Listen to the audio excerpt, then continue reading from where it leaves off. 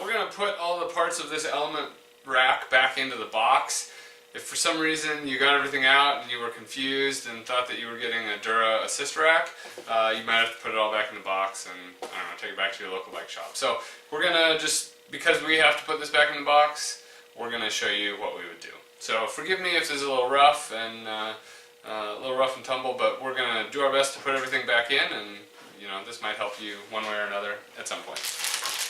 So element rack arms go first into this big roll, and the thing that you're going to do is line that up right there, pop that in there, and then roll the box up. And as you do, you're going to create a little bit of void space in one end that you can kind of see, and that's going to hold some more of these parts that we'll put back together. But I'm just trying to get these out of the way so that we have space to work.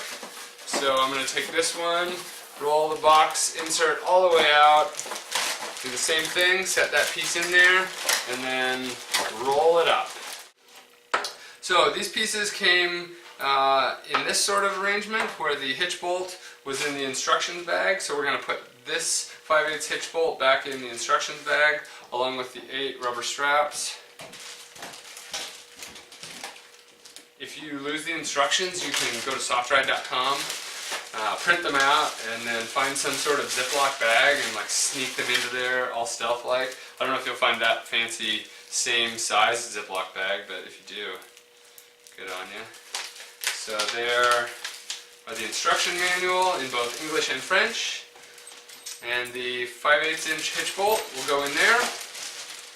And if I remember right, this entire pack came out of this side of the system. Not that it really matters, but I think we're going to find that it's easier to take all the air out of this bag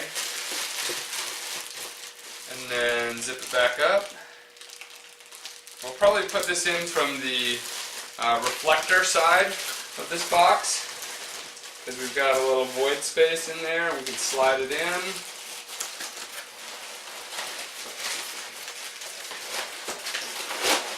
At this point, if you wanted to, yeah, definitely, you could put some packing tape across this and it would hold these pieces together. We're not going to do that because the packing tape gun is in the other room and it's super loud and it just sounds really bad. So visualize with me, or imagine that we've placed a piece of tape right here, and that will keep this piece from opening up, and it'll make it all a little bit easier to put back into the box when we go there. So 1¼ inch hitch bar came out of here. We're going to take the 1¼ inch hitch bar, set that back in that little square profile box. The nut plate, the 3-hole threaded nut bar that is zinc plated, is going to go back in this little sleeve that it fits into. You may not have even opened this up if you're using it on a 2-inch receiver hitch. It's worth noting that these parts are available as spares, but you have to buy a pretty big kit of it. So if you just bought this and you put it on a 2-inch and you figured you'd never have a smaller car, set this aside somewhere where you know where it is, and maybe write on it what it is so that you can find it if you ever need to. But again, we're putting this back in the box, so this is probably not information that is really pertinent to you, but you know, we'll share it with you anyways. So I like to line up all of these little lock washers on the bolts. That way I know each bolt has a lock washer, and I know that I've got everything back in one place. And then these came out of a little bag here that we shredded pretty good, but we can still get those pieces back in there. And if the lock washers are on the bolts, there's a reasonable chance that they'll stay where they're supposed to once we put it in the box. So if you wanted to, you know, it might be nice to put a little tape on there or fold that guy over. This baggie goes on one end of the hitch bar kit, so we're going to tuck it down here on the side that has the that receives the bolt. And then we're going to fold these pieces up. And this is going to take more tape. Unfortunately, we're going one piece here, probably a piece around the end, and another piece here to get this all back to the way it should be. And actually, we'll probably do a hard cut on the video, and we'll come back and this will be all taped up, because if you don't tape this piece up, it's going to try and slide out of the box, and then it's going to be floating all around and be a real mess. So we're going to get some tape on this and we'll come right back to you. Alright, thanks to the magic of television, we have come back and these boxes are taped up.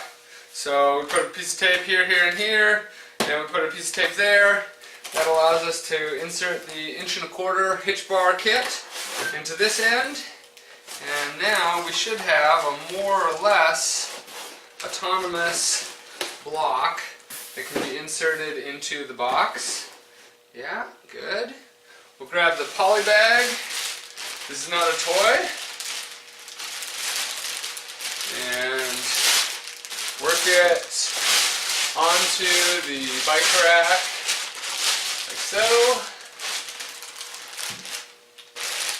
And then we will ultimately be ending up with this piece around the head of the rack, this piece in the box space that takes up right here, and we'll just slide the box on top of it. It sounds a lot more straightforward than it may prove to be. So, we've got a little block. Wow. Yeah, that should be fine. We're going to be able to just move that into space when we move the rack into it. You'll just have to trust me on that one. The rack goes in. And just to line up that piece of cardboard, I'm actually going to push the rack all the way in, and then we'll probably pull it back out to drop the box. There we go. Then we'll bring it back out. We're going to take this box and move it into this space right here. If you have a friend and they want to help you with this, this would be the time to offer them a cool beverage in exchange for their assistance. I don't have any friends here, so actually I do have friends, I just don't have any cool beverages to barter with.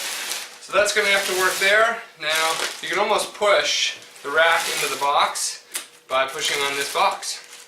And then the last thing that we'll do before we let that part of the rack go into the box, lift it up by the bike rack, move our little protector piece into place, and now, theoretically, we can push on the protector piece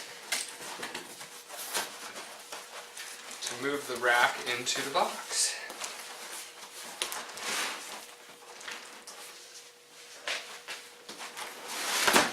And, you know, sometimes we get really lucky with this stuff. This rack is pretty easy and straightforward. It looks like the box is even going to close up cleanly. So, we'll close those flaps, bring the top in, shut that guy down, and we have reboxed an Element 4 bike rack before your very eyes. So if you have any questions about that, I would say just watch the video again. We don't really want you to call us and ask us how to put Pandora back in the box, but we did this video so that you could see it, so consider that done. Don't call us. We'll call you. Have a great day. To see more video content, visit softride.com/video.